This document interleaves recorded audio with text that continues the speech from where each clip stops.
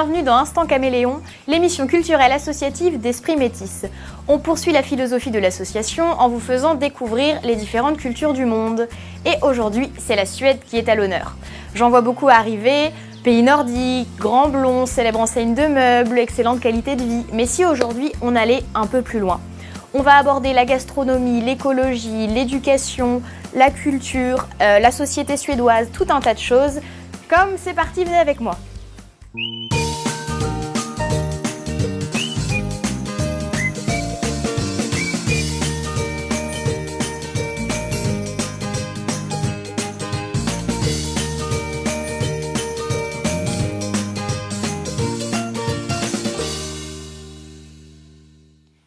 Dis donc, qu'est-ce qu'on est dans le noir ici? Je sais pas ce qui se passe. On va allumer une bougie, on sera bien mieux pour retrouver Daniela. Parce que j'ai beau être blonde, la suédoise de l'émission, ce n'est pas moi.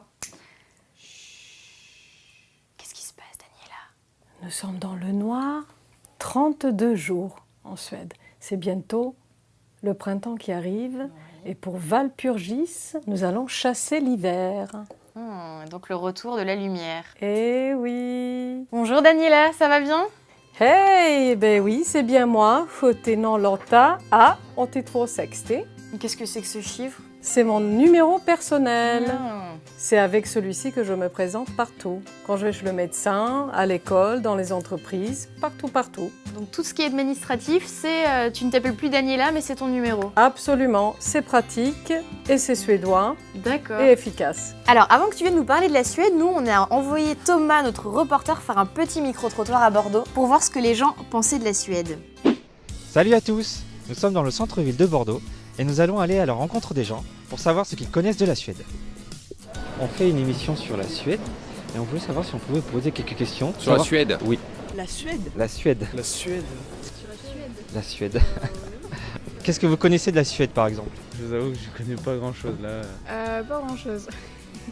Pas grand chose, à part Ikea. Zlatan Ibrahimovic. À part que c'est un pays de l'Europe du Nord, pas grand chose. Qui sont blonds aux yeux bleus avec qui sont grands. Monarchie. Le saumon. C'est composé de petites îles. Est-ce que vous savez par exemple que Alfred Nobel était suédois? Non. Le degré Celsius pareil? Ah oui. D'accord. Est-ce que par exemple vous connaissez Fifi Brindacier? Ah oui, ça Donc Fifi Brindacier est suédoise par exemple. DJ Avinci, Ah oui, oui. Oui, là je connais. il est suédois. C'est un week-end culturel pour moi. Voilà pour ce micro-trottoir. Je vous laisse continuer à découvrir la Suède. Newt! Donc on s'aperçoit que les gens, la Suède, ils en savent pas grand-chose.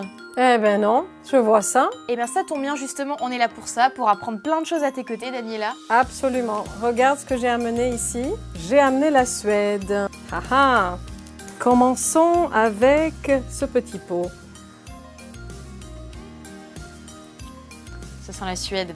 Ça sent la Suède, la nature et l'amour pour les animaux, pour les grands espaces.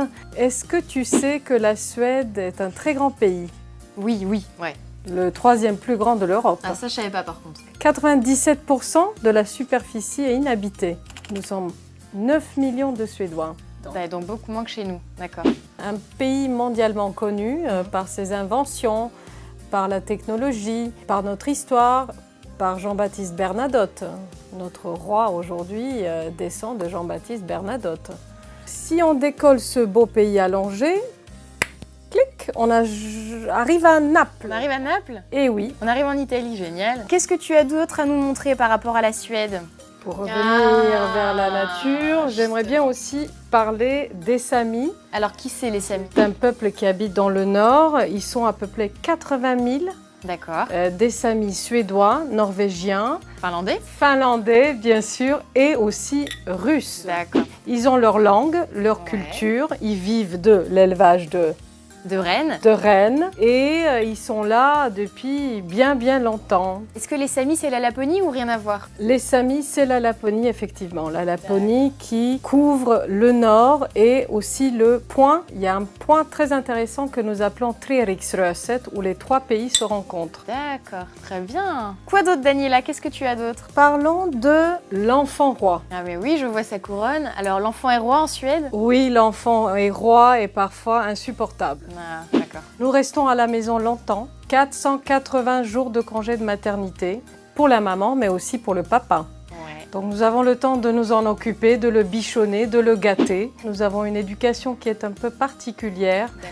Il a le droit de faire beaucoup de choses. Il est un point très important de la société. Et à l'école, ça se passe comment par exemple? À l'école, ça se passe très très bien. Il arrive avec son petit sac à dos à 6 ans, 7 ans, ça dépend. On s'installe, on fait quelques heures. L'après-midi, on joue au foot ou un instrument, on est libre. Le rythme est très très différent par rapport à ici et par rapport à dans d'autres pays. Alors j'avais entendu quelque chose par rapport à la fessée en Suède, qui était interdite. La fessée, elle est interdite depuis 1979. Effectivement, l'enfant est très protégé et puis roi. Et la société plus globalement. Donc moi j'ai entendu, on a parlé des enfants, j'ai entendu que au niveau des relations hommes-femmes, c'était une société très très égalitaire. Oui, c'est une société égalitaire au travail, à la maison, etc.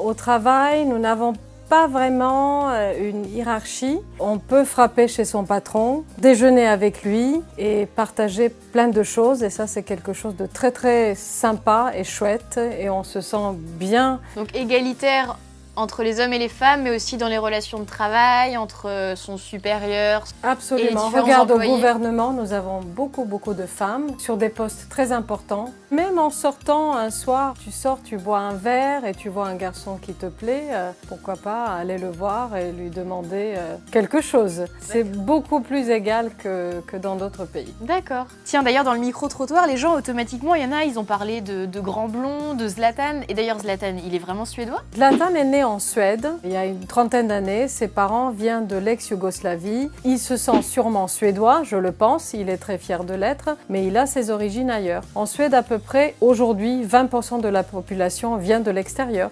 Donc c'est un melting pot de plein de sociétés, de couleurs et de pays. La plupart des immigrés viennent de quelle région du monde à peu près? D'Europe, Il y a eu la première vague des années 60-70, les Italiens, les Espagnols et surtout les Grecs qui venaient travailler. Ensuite, nous avons eu l'Amérique du Sud, l'ex-Yougoslavie et aujourd'hui beaucoup de personnes de Moyen-Orient. D'ailleurs, l'islam, c'est la deuxième religion du pays. Après le protestantisme évangélique. Le suédois suit des traditions qui sont liées avec la nature.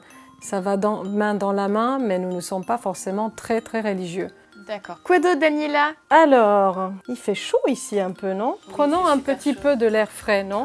Qu'est-ce que t'en penses? L'air frais suédois. Ah oui, l'air est vraiment pur. L'air est pur. Quand j'arrive chaque fois en Suède, je descends de l'avion et puis je respire. C'est génial. Il n'y a pas que l'air, il y a l'eau aussi. Ouais. En pleine mer de Stockholm, on peut se baigner, on peut pêcher et c'est formidable. Est-ce que tu peux faire ça à Paris, à Budapest? Non, c'est unique. Est-ce que tu savais que Stockholm est situé sur 13 îles? Non. La Venise du Nord, tu le sais. Eh ben non, je le savais pas. Mais la Venise du Nord, 13 îles. Dans la ville de Stockholm, tout est accessible par l'eau. Hiver et été. Ah, génial, super. T'as un petit creux? Bah oui, j'ai faim. Oui, c'est vrai, en plus, j'ai super faim. Allez, on prend le dernier pot et il va te plaire. Ah ah. Et là, on passe à la gastronomie. On passe à la gastronomie, on passe aussi à la pâtisserie parce qu'on adore faire de la pâtisserie à la maison.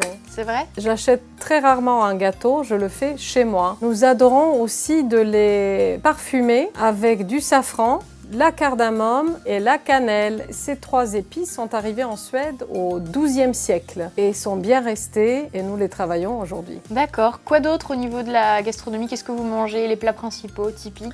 On mange beaucoup de poissons, des pommes de terre, des légumes qui viennent vraiment de la terre, des baies, des champignons. C'est une cuisine assez rustique et très simple, mais qui se bonifie, qui devient de plus en plus fine et délicate. Et du renne, vous mangez du renne? Oui, et on mange aussi, de l'élan. De l'élan. C'est très très bon, il y en a beaucoup, ils sont nombreux, majestueux et très très bêtes. D'accord.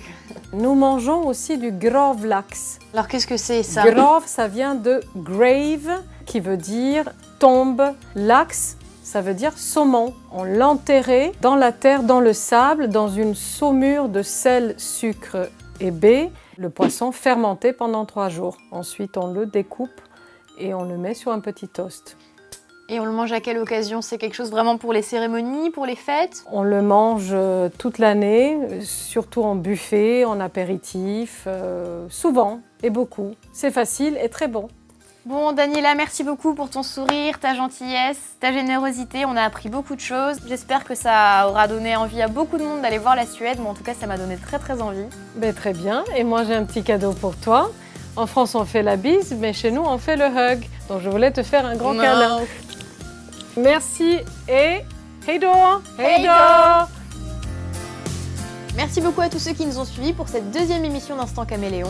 La prochaine fois, on partira à la découverte de la Colombie. Hasta la vista! Allez.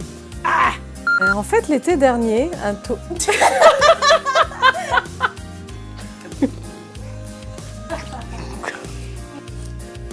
En tout cas, moi, ça m'a donné très envie d'aller voir. Je ne me regarde pas comme ça. En France, on fait la bise. Est-ce que tu sais qu'en France, on fait la bise? Non. Donc, je vais te montrer comment on fait.